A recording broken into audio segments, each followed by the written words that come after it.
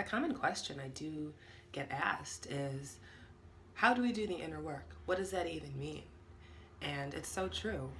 We say do the work, but who's there to really guide? I can do a consultation with you for an hour or 90 minutes, but that's not the same really as having something to turn to and kind of like a course or a workbook or a manual, something that's just helping you walk through the daily steps of the Yoni Egg practice. Big Ab's Goodies is a beautiful, wonderful restaurant in Hyde Park in Chicago. It's on 57th Street, close to the university. And I'm really grateful that they reached out to me and asked me to come out and facilitate their first ever women's wellness workshop. So my topic, of course, was an introduction to Yoni Eggs.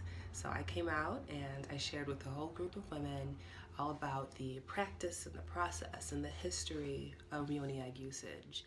And I went.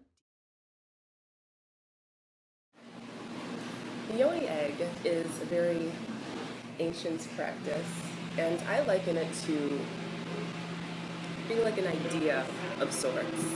It's kind of like an inception where you plant a seed and you program this idea of whatever it is that you would like to create, and you program it into this crystal, and you can bring that idea to fruition through your own body. So a Yoni egg is essentially a carved crystal, but it's in the shape of an egg.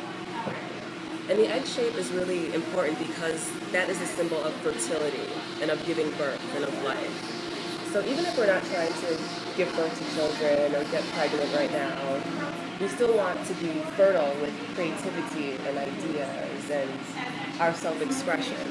And everything that comes through us, everything that we create is going to be birthed through our womb center, whether it is a human being or whether it's a business venture or something else that you want to give birth to in reality. It was so nice, and I'm so glad I did it. And in truth, it was probably the hardest thing that I had done in a very long time. I knew what I was talking about, but I was battling a really sore throat. I felt like I had caught this daycare cold, is what I'm calling it, and my voice was really just not all there. So I was hoping that I'd be able to make it through and be able to really just express myself very clearly, and I did it. I pulled it off, of course. So Yoni is the Sanskrit word for womb or source or creation or origin, and so we use that. Many other cultures have used Yoni eggs other than like just the Indian Sanskrit culture, but that's what Yoni is, and it's also known as like the divine passage or the sacred temple. And so in ancient cultures, a lot of women would work with the Yoni egg. It was kind of like a secret society thing. Women in different royal groups would work with the Yoni egg to strengthen their womb center, to be in tune with their womb, to strengthen their muscles, but also just to really be in tune with it. So sometimes when I talk about Yoni egg, or if like my husband's with me and we're trying to talk to people about Yoni eggs, they'll be like, well, it's just to keep your pussy tight. But it's like so much more than just that. It's about strength, and you want elasticity. You don't just necessarily want to be tight. You want to have control over your muscles. So it's like we work out all the muscles in our body, but you have to be able to work out the Yoni muscles on the inside. And how else can you really do that? So you can use like Benoit balls and other stuff, but it's nicer to work with something that actually has an energetic vibration, because then it's giving you that healing energy, but then it's also giving you that weight, so you can, you're using your muscles to hold it up, and that strength is going to be imparting your healing from the inside out.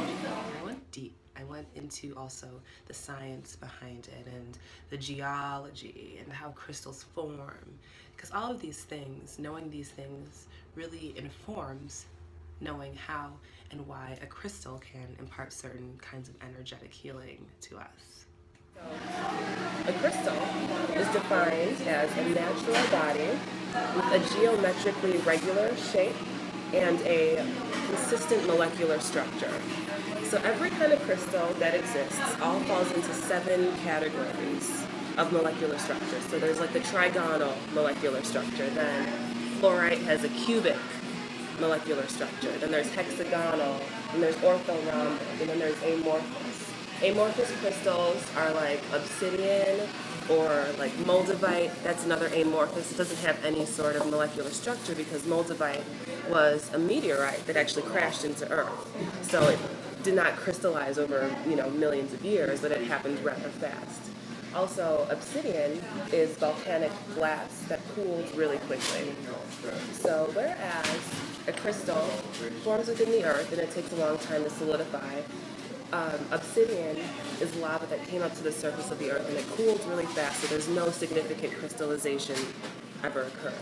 Now we do have something called snowflake obsidian, and snowflake obsidian is like the perfect example of a hybrid between a crystal and an amorphous crystal. So this is like obsidian, it's just lava, that cooled really quickly. But snowflake obsidian is obsidian that has has aged enough to where a significant crystallization starts to occur. So you can see these little gray spots of feldspar. So I'll just pass these around and you can kind of see the difference between obsidian and snowflake obsidian.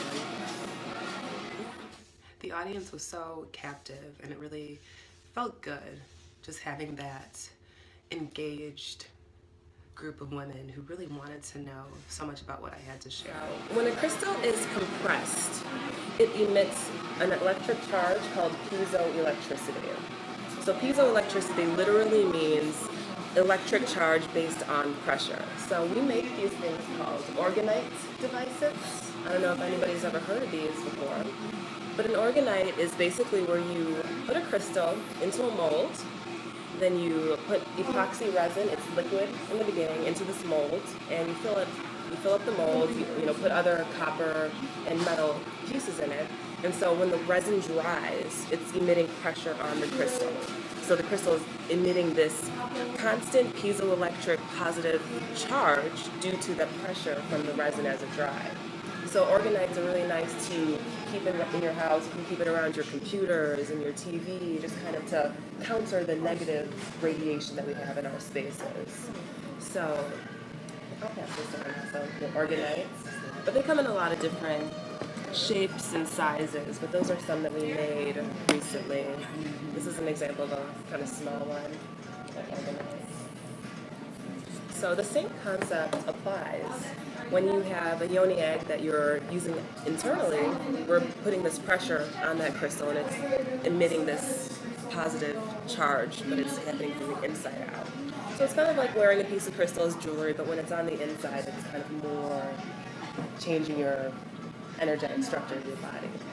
So it felt really good to be able to share my knowledge and all the work that I've been doing over the last several years in terms of even just researching and understanding the real properties behind crystal work. Oh yeah, quartz crystals are also silicates. So at their molecular structure, they are SiO2. And that is actually, silicon is what provides computer memory. So that what that tells us is that a crystal can be programmed. Crystals are used in like timekeepers, they're used in watches, they're used in radios, and they're also used in computer memory. So a crystal can be programmed with your intention. And so by focusing your attention on a crystal, you can impart what you want to create and what you want to do, and then work intentionally with the crystal to bring about that change in your life. So to understand more about crystals, which crystal did you say is like similar? It's a silicate, SiO2, quartz crystal. Yeah, quartz crystal is a SiO2 in its molecular structure with silicon dioxide. The class really went so well. Everybody really took in a lot of the knowledge and was really eager to try my Yoni Eggs shadow integration workbook. This is my life. I'm really into shadow integration and really focusing on the deepest, darkest parts of ourselves. I think we're in a time when people really love and light. And love and light is so beautiful, but that is not everything. That Saturn and Scorpio transit over the last 2 years was really dark for me. And it was like the best things in my life happened, but there was also this underlying depth that only Scorpio can take you into. And that is what really prompted me to start learning more about Saturn and the shadows and our subconscious and the karmic baggage that we come in here with. And in turn, I decided to write this book, the Yoni Eggs Shadow Integration Workbook, to help encourage others to do that work as well. I ask you a lot of deep questions about your childhood, about your subconscious, about the dark side of your life. I really love talking about love and light and happiness and all the beautiful manifestations that we have going on in life. Yes, of course, I love that, but I think there's so much more to everything. And I think that it's so important because our shadows are just always tugging at us and calling us and waiting and wanting to be acknowledged. And I think that this is really what makes us great. Our oppositions are what make us great. Our shadows are what propel us to greatness. Our karmic baggage is the platform we have to build on in order to reach our career aspirations. Everything works in opposites, and we live in the realm of duality. Life is not either or, life is both and. Everything can coexist at the same time and still be completely valid and so necessary. There's so much inner work that we can do, and I'm really grateful to have created a product where we can actually do this work and look at ourselves from a whole new perspective.